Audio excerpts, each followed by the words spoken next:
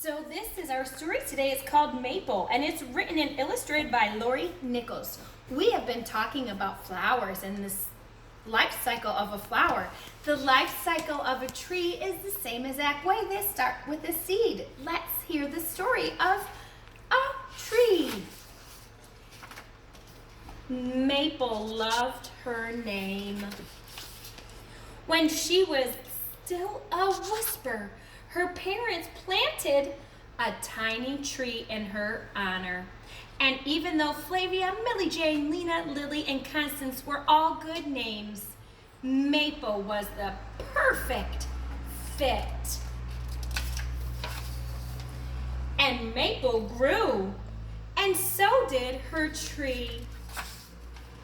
Sometimes when Maple was noisy, which was a lot, as the noisy truck, her parents sent her outside to play.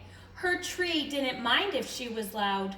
Maple would sing to her tree and sway for her tree, and sometimes even pretend to be a tree.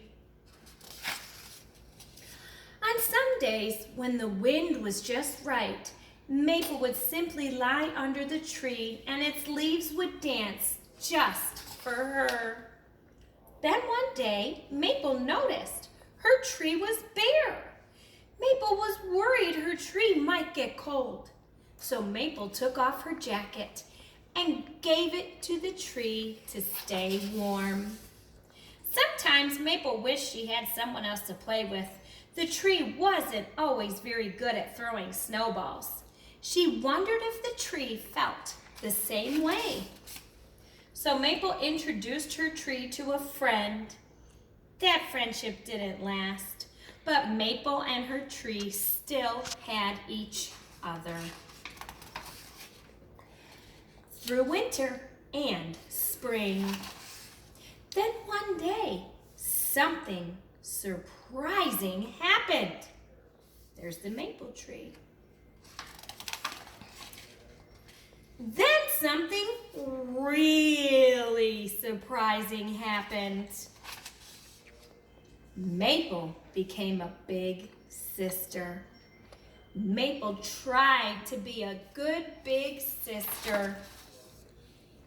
If the baby was cold, Maple gave the baby her hat and gloves. If the baby was lonely, Maple would share her special friends.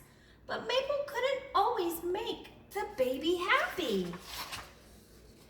And when the baby was noisy, which was a lot, Maple would take her outside to play, and something magical happened.